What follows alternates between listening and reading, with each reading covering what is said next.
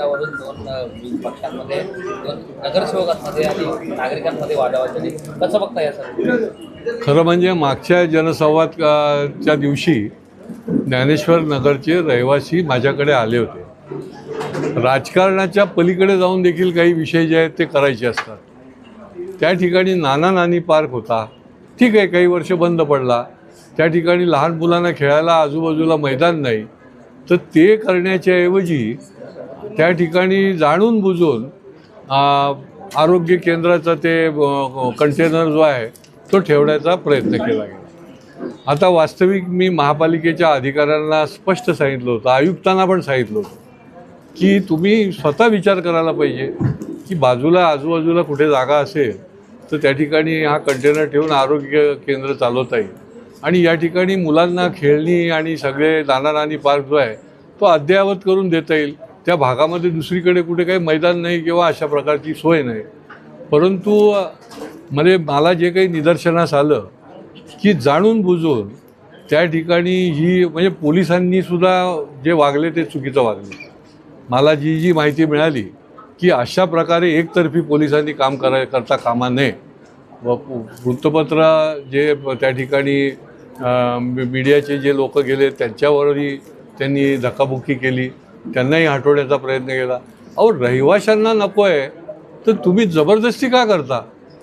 आणि त्याच्यामुळे अधिकारी हे रहिवाशांच्या म्हणण्यानुसार काम करणार आहेत की दुसरं कोणीतरी सांगतं आहे आणि त्याप्रमाणे काम करणार आहेत.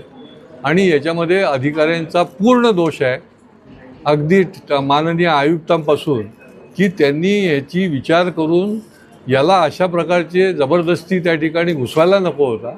सांगोपांग विचार करू, कारण तिथल्या लोकांना जे पाहिजे ते महत्त्वाचं आहे. जे त्या ठिकाणी निवडून गेलेले प्रतिनिधी असतात ते लोकांना काय आवश्यकता आहे त्याचा विचार करणारे असतात आणि त्याच्यामुळे हे गैर झालेलं आहे. अधिकारी देखील दोषी आहेत आणि पोलिसांनी देखील अशा पद्धतीने ज्यावेळेला रहिवाशी अशा पद्धतीने भूमिका घेतात तर त्या ठिकाणी त्यांना योग्य पद्धतीने त्यांनी सामावून घ्यायला पाहिजे होतं.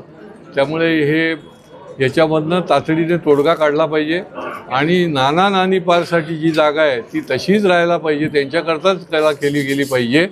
आणि दवाखाना तर पाहिजे. आता बाकीच्या शहरामध्ये काय मोठे दिवे लावले तुम्ही, जे आपला दवाखाना तुम्हाला बंद करायला लागला कारण की तिथे लोकांना औषधोपचार करायला माणसं नाहीत.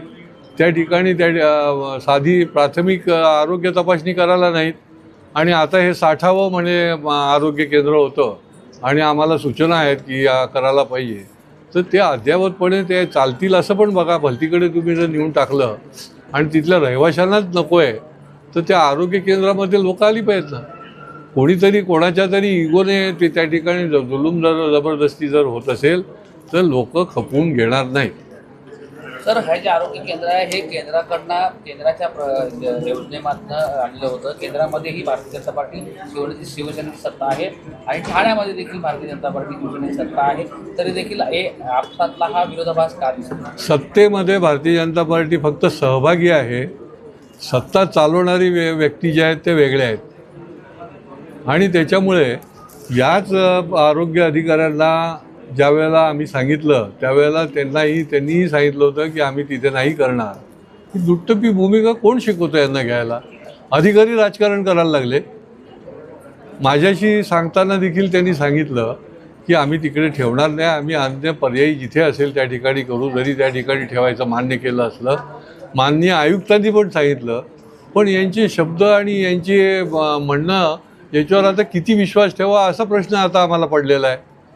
असं असून देखील त्या ठिकाणी हा प्रसंग होणं हे योग्य नाही, दुर्दैवी आहे. अशा प्रकारे पुढच्या काळामध्ये हे होता कामा नये. सर, महासभेत देखील अनेक वेळा भारतीय जनता पार्टीच्या नगरसेवकांच्या म्हणणे मांडत असताना त्यांना दबाव दिला जातो. नेमका भारतीय जनता पार्टी सत्तेत आहे की नाही याबद्दल शंका उठते. भारतीय जनता पार्टी दोन्ही रोल करेल अशा भूमिकेतूनच आम्ही या ठिकाणी सहभागी झालेले आहोत. जिथे त्रुटी असतील, जनतेच्या विरोधामध्ये असेल, तिथे भारतीय जनता पार्टीचे नगरसेवक पूर्ण ताकदीने त्या ठिकाणी काम करतील आणि जनतेचं म्हणणं जे आहे ते त्या ठिकाणी त्याचे पडसाद जे आहे ते उमटवतील.